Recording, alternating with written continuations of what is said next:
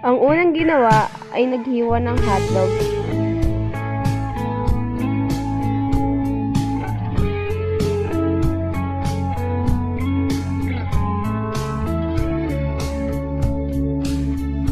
Ang sunod na ginawa ay naghiwa ng carrots.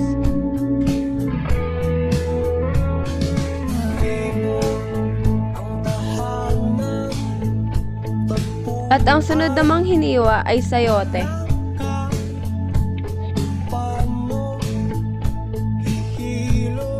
Pagkatapos hiwain ng sayote, sinunod naman ang cabbage o repolyo.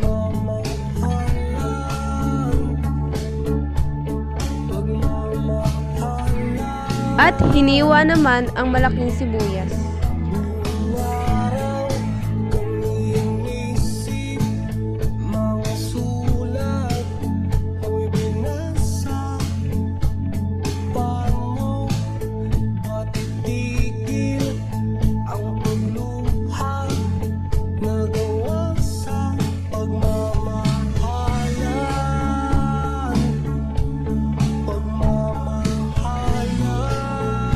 Ngayon naman, tapos nang hiwain ng mga sangkap. At dito naman, pinapakita na iniiwan na ang manok.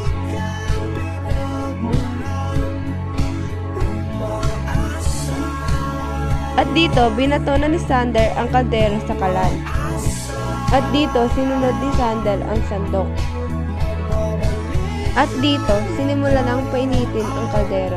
Nang mainit na ang kaldero, nilagay niya ang butter.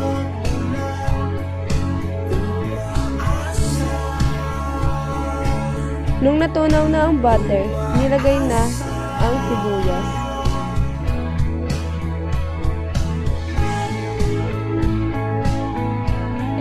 Pagkatapos gisahin ng sibuyas, tsaka naman nilagay ang hotdog.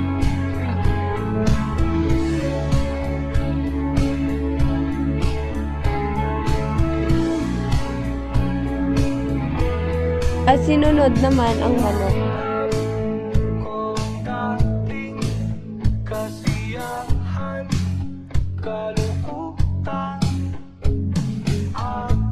Nang ima-isang kutsa na ang manok, tsaka nilagay ang isang pitsil na tubig. At hintayin itong kumulo.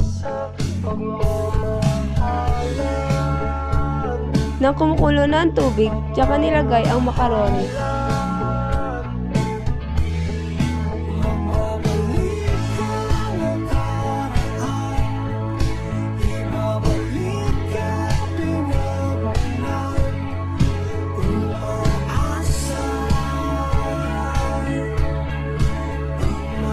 At halu-haluin na ito.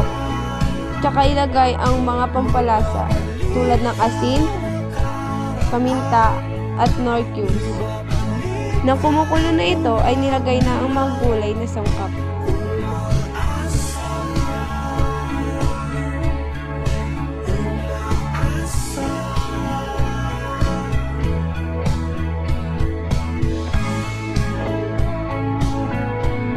Tinakpan muna ito saglit at para maging espesyal, nilagyan namin ito ng evaporata.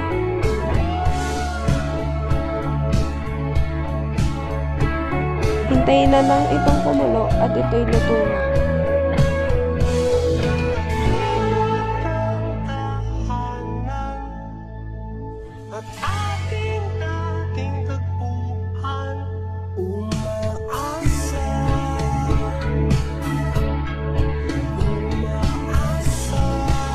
Nilagay na ito sa lagayan para makita.